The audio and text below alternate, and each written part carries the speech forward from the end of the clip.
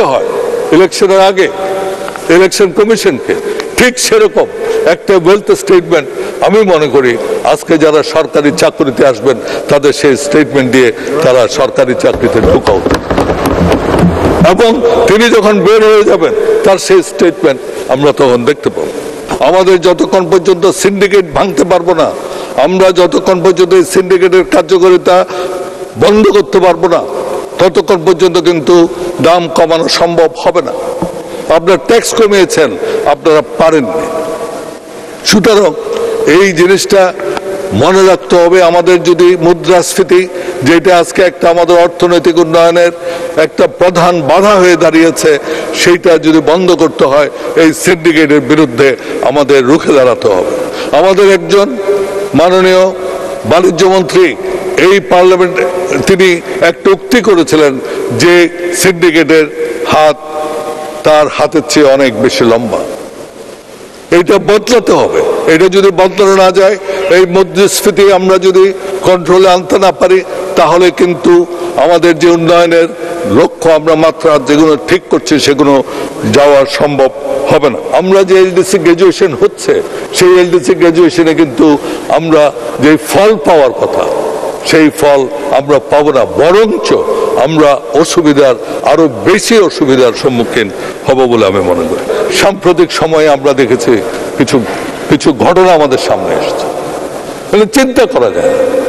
কিছু গুরুত্বপূর্ণ প্রতিষ্ঠানের গুরুত্বপূর্ণ ব্যক্তি যারা এই প্রতিষ্ঠানগুলোর নেতৃত্ব দেয়, তাদের বিরুদ্ধে আজকে দুর্নীতির অভিযোগ আছে। দুর্নীতির অভিযোগ 100 কোটি টাকার না, হাজার হাজার কোটি টাকা। কি হয়েছে? ওনারা এয়ারপোর্ট দিয়ে চলে গিয়েছে। আরে কত লোককে এয়ারপোর্টে থামানো হয়েছে, যেতে দেওয়া হয়নি, পরে কোর্টের পারমিশন নিয়ে যেতে হয়েছে। আজকে কি বলা হচ্ছে? কোর্টের পারমিশন ছিল না, সেই জন্য তারা চলে গিয়েছে। কেন আপনারা এয়ারপোর্টের লোক বন্ধ করে না যাওয়া? কি করে গেল?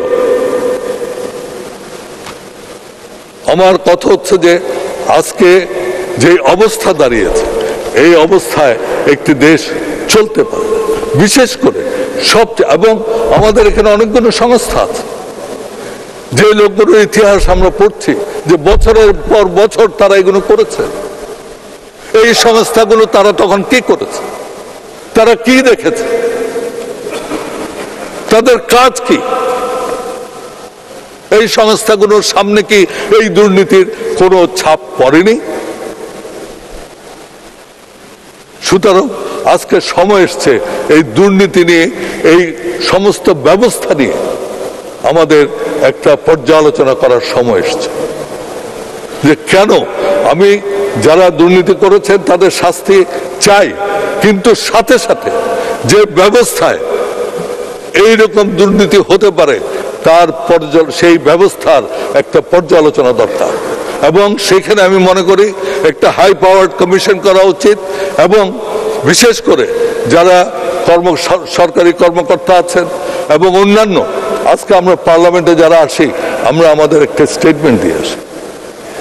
আমাদের ওয়েলথ স্টেটমেন্ট আমাদেরকে দিতে হয় ইলেকশনের আগে ইলেকশন কমিশনকে, ঠিক সেরকম একটা ওয়েলথ স্টেটমেন্ট আমি মনে করি আজকে যারা সরকারি চাকরিতে আসবেন তাদের সেই স্টেটমেন্ট দিয়ে তারা সরকারি চাকরিতে ঢোকা উচিত, এবং তিনি যখন বের হয়ে যাবেন তার সেই স্টেটমেন্ট আমরা তখন দেখতে পাবো।